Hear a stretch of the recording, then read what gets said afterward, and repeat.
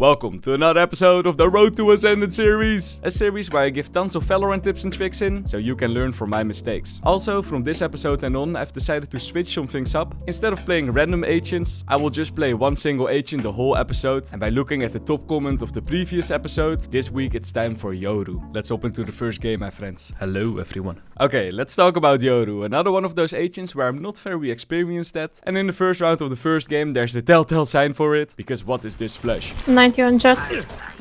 Sorry?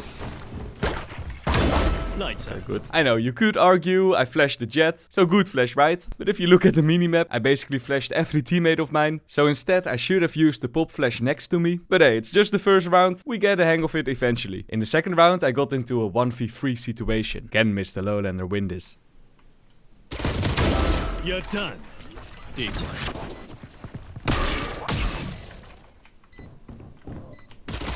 Enemy remaining. Something you want to do as quickly as possible in a 1v1 situation is tap the spike. The reason is that if you tap the spike, you put the pressure on the enemy, and that's how you bait them to walk right into your crosshair. Okay. Oh, yo. The Yoru gate crash. This is one of those abilities where you can do a lot of things with, but if you're an inexperienced Yoru player and you're not sure how to go for some sneaky peeky plays, the most safe way to use the gate crash is just to rotate. If you play on A, just use it towards B at the start of the round and use it if you think the enemies are pushing. Remaining. Oh, he was behind us. How to tell you're an OG Valorant player without telling you're an OG Valorant player? You use the Yoru ult thinking you can still flash in his ultimate. I can't... I'm back. I can't use my Q in the Yoru ultimate? Since when did they change that, huh? A while ago, MrLowlander. They changed it a while ago. Tippy, if you don't need to teleport, don't teleport. The reason is simple. Every time you use your gate crash, there is a chance that there will be one sneaky lurker waiting for you to TP.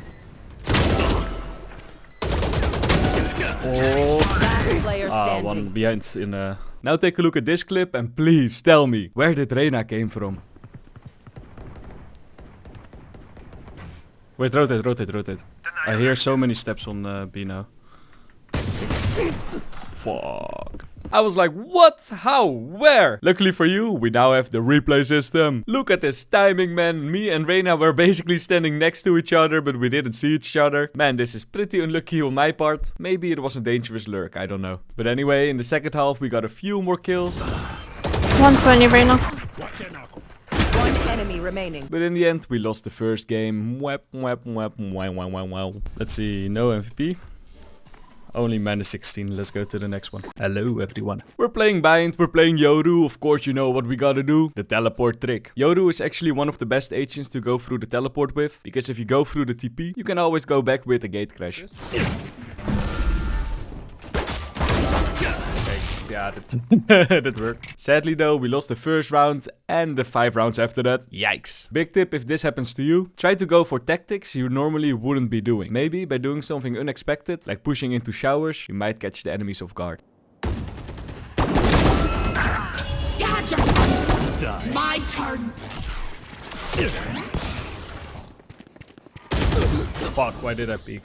Yeah, MrLowlander, why did you peek? Don't peek a Clove ultimate if it's not necessary. Luckily though, we won the round, so hey, easy comeback. Let's talk about the Yoru ultimate now. Since you can't use the flash while inside this ulti anymore, I would really recommend to ask for assistance of your teammates. In this round, for example, I pushed with my ultimate, and instead of flashing the enemy myself, Fate used the Prowler, so easy kill while Raze was blinded. I'm back.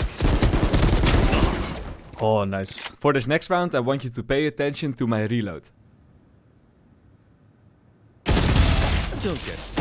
Oh, another one. One enemy remaining. You don't deserve Spike that. down B. You don't deserve that. First of all, I know I got lucky over there. Welcome in Platinum, I guess. But second of all, what's wrong with my reload? If you decide to reload your gun, don't push forward while reloading. Over there, I should have expected the second guy. So it was way better if I walked back, reloaded, and then peek again. Whoopsie. 30 seconds left. Now it's time for teleport trick number 2. One enemy remaining. Oh, there is a way to do the teleport trick.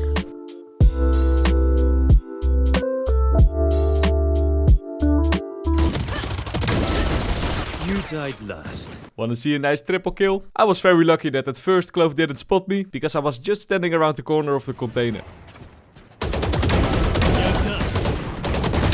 One enemy remaining. Somehow the second half went way better. Keep in mind this game started with 0-6 and now we're at 8-8.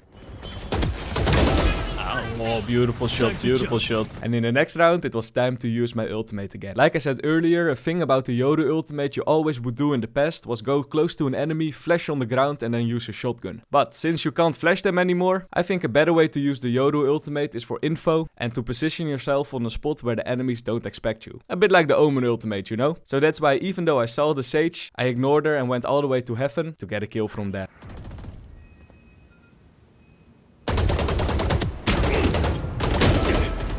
Don't mind my aim, easy peasy kill, that's what counts, right?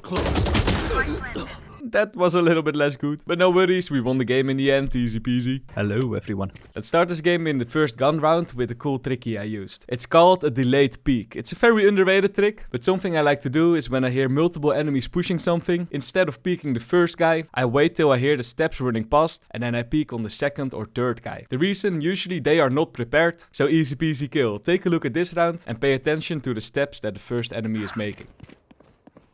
Garage people. Last player standing. Spike down. Okay, unlucky Astra on my gate crash, but you get the point, right? Wait, I dashed on site and that's the moment when I peeked. Anyone else? Could be one in mid, right? Come on, let's go!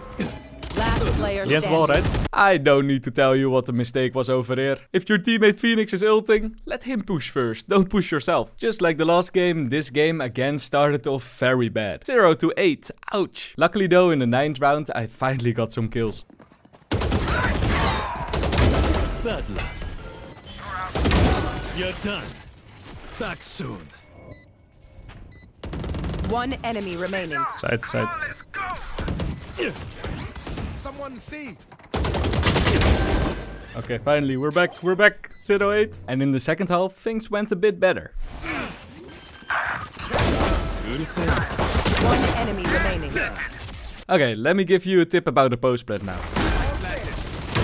Lights up. Usually when you play post plant and you play offside, you don't want to peek the enemies. You should play as much time as possible. However, in this round I heard an enemy reloading very close to me. Because of the reload, I decided to push anyway. And did it work out?